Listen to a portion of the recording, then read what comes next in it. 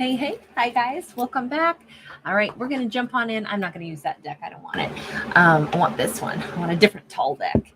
We're going to jump in and get to a single storyline. So these are the ones where I try to always do these live and put them out every Wednesday, Friday, and Sunday. So we assume that our character is single, footloose, and fancy free. Sometimes we get romance, sometimes we get other stuff. Right now, we start out with a Three of Swords. That can just yes, it's usually heartbreak, it's pain, but it can be, especially with the swords here that are inscribing information within a book. This almost looks like it's someone revisiting an old chapter because the book is already written. So my impression right now is that someone is thinking about something or reflecting, going, man, wow, I'm reading about this. There's someone else's autobiography, and man, wow, that would have really sucked to go through that. This could be even our lead character is comparing their life with what they're reading, what they're experiencing, and they're like, wow, that's really hard that someone else went through that. This may not be our lead character in the midst of it, because as I said, this has already happened with those words already being in the book. Mel, JJ, Jojo, good to see you guys. Yeah, we got the Chariot. This is old history, and a character is, if anything, they're saying that already happened. I don't need to linger there. I know it sucked, I know it hurt, but I'm already beyond it. So I think this is somebody to thank their lucky stars. We got that Cancerian energy with the Chariot. This is somebody feeling very balanced, very powerful, and they are moving forward. What's interesting here is normally we only ever see two horses. Here we see three, and one of them is a dark horse, which of course makes me think of that Katy Perry song. Actually, it also makes me think of a New Pony by Bob Dylan. I love that song. Two of Swords. This is somebody saying, I'm not looking back at the past. I am definitely, now we have these black holes and we have that dark horse. We have three horses instead of just two. I think that we have a character that is headed into kind of the great unknown. I feel like they're almost cutting a new path for themselves. I feel like this is somebody who, whatever happened, whatever betrayal, whatever heartbreak, whatever past history they knew, I think that our character is going to reinvent themselves in a way nobody could have predicted. This could be somebody who had they're bullied in high school or something, and then they wind up having the ultimate glow up. They wind up becoming somebody who's a whatever, a fitness mogul, bodybuilder, model, somebody very famous, somebody. I think that they do make a very sharp line in the sand that says, that was my past, this is my future. Nope, I'm not dealing with people from my past. I'm not letting old negative thoughts or comments impact me today. All I care about now is that I'm going to race forward, and I get to be more than the past that I endured. It just keeps feeling like they're a dark horse. There's somebody who's going to come in out of nowhere and win the race. It's something that I don't know that they said, I'm going to, okay, now there's another song, that Toby Keith song, How Do You Like Me Now? I don't think that this is somebody who said, oh, I'm going to become famous and, going to become, someone who's performing and you'll hear me in the radio and, how do you like that now? I don't think that they set out to do that. I just think that they set out to put their past behind them and be so glad that they didn't let their past define them. But that energy of balance, of power, of determination to just simply move forward in life, not with oh, the bitterness is what motivates me, but rather, look, I just really want to move forward and do great. I don't even want to think about the past. That energy is, I think, why they're really moving forward into such progress in their lives. This is very exciting. This is a really strong character. We got a 9 of Pentacles. We got this World card that has a lot to do with a huge amount of fertility. We have a little fertility goddess here.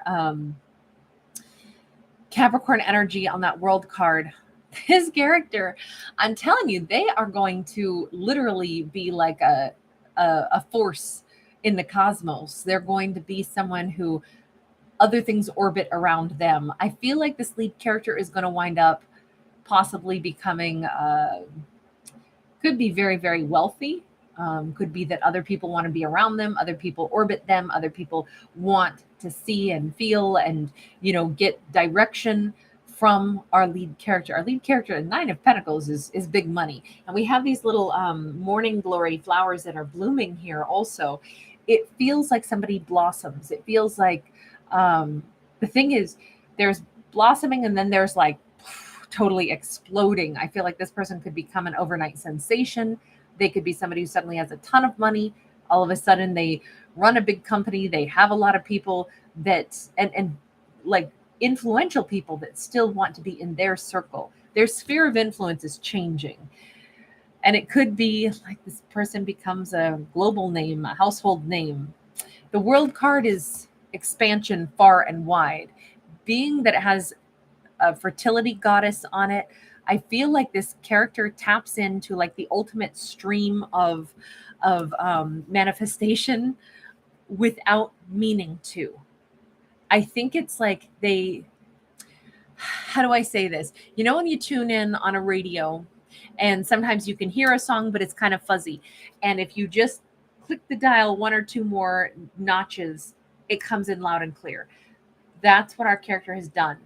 They're at a frequency where they just clicked in their energy, their thought processes. They are totally dialed in right now to manifest. And so it's loud and clear. I mean, there's nothing stopping them from this kind of success that they're starting to have. Got a Six of Wands. We keep going with the success. We got the Fool card.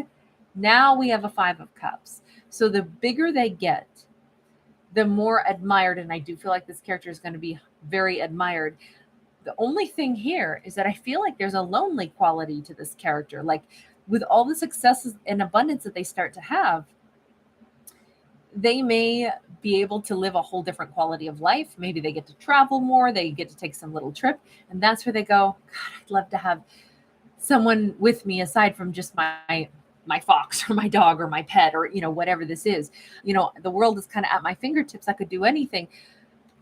Damn, I'd love somebody to do these things with. This character is in a phase of tremendous growth and abundance, but I don't think that they have someone beside them at the moment. What's the universe got to say about that? The fact that our character has this little bit of melancholy right now. And we see all those blue vases, right? So they are a little bit blue. The universe says, no, do not sit and feel sad, not at all. Instead, look at this. Look at the expansion. Look at how happy life is and look at it as a staircase. Just because our character is single and is having this massive glow up, don't think that this is it. Don't think that, well, great, I have all these other great things in my life, but I guess I just don't get to have a relationship, or I guess I have no one to share it with. It's like, are you kidding me? Keep going up the staircase. You're not to the zenith yet. You haven't reached I feel like somebody is like climbing the temple of the sun or something. Like they actually have a long way to go. Things are going to keep getting better for them. We're way down here. Look at how many steps there are before we get to the top of that temple. We got a Princess of Swords. The universe is saying to this person, don't waste a moment of time being a little bit blue because you've got some success now and you don't have someone to share it with. Don't waste a moment of time. Instead, dive right into whatever this endeavor is. If it's travel, if it's, your life has changed and you're having a different level of success, stay curious, stay interested. Find something else that you want to do next. Use your resources and invest in something else as well. Study, learn, grow. Don't stop because you have a huge staircase. You're on a manifestation streak right now. Don't stop while your streak is hot. Keep going. There's more that you haven't even reached oh, look at this. You got the Two Cups. This is okay. I just did the most painful bonus general message. I may put out another one just because that one was so tough for me to read. And I used this deck, and a Two of Cups and the Sun card came out, and it was a really excruciating storyline, or at least I thought it was. Um, yeah, this storyline is so good. This one, even though cards pop back out, they're in a whole different orientation.